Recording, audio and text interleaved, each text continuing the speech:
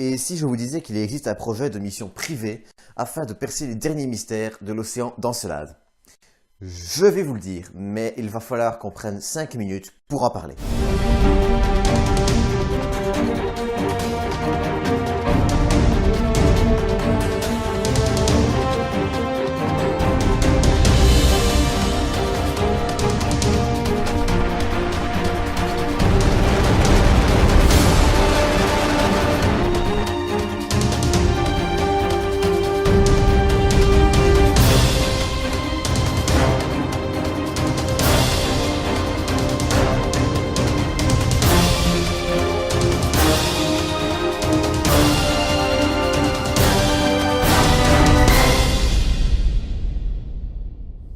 Et pour ce second 5 minutes pour parler, on va parler d'une mission privée proposée par Bright Earth Initiative.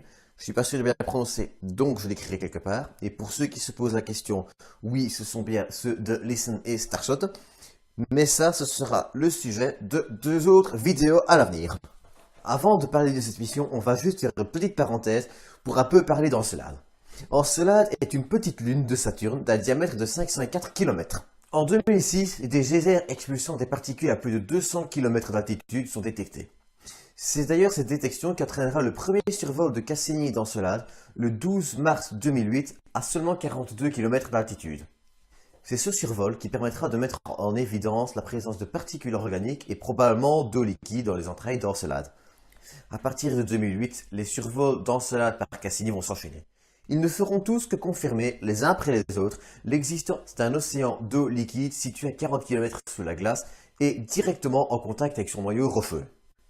Depuis le 12 septembre 2017, avec le grand final de Cassini, plus aucune sonde ne peut étudier de près Encelade. Le problème, c'est que depuis le grand final de Cassini, le 12 septembre 2017, aucune sonde ne peut étudier de près cette lune.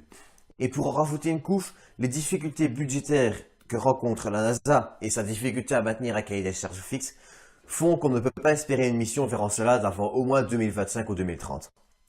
C'est là qu'intervient Yuri Milner, milliardaire russe qui a investi en différents groupes tels que Zynga, Facebook, Twitter ou encore Alibaba, qui a d'ailleurs créé Bright Earth Initiative, un vaste programme qui a pour objectif d'essayer de découvrir une forme de vie ou un signal extraterrestre. Ça fera l'objet d'un prochain 5 minutes pour parler, ne vous inquiétez pas.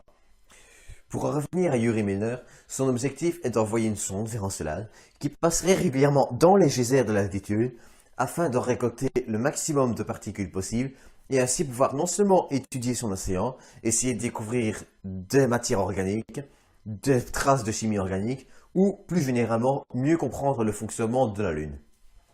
Malheureusement, pour l'instant, cette mission n'est encore qu'à l'état d'embryon. Son cahier des charges, ses objectifs et sa date de départ ne sont ni encore fixés et peuvent encore être amenés à changer beaucoup de fois. Et pourtant, si une pareille mission voit le jour, elle pourrait bien changer radicalement les possibilités que peut s'offrir la conquête spatiale actuelle, enlisée en des discussions budgétaires interminables.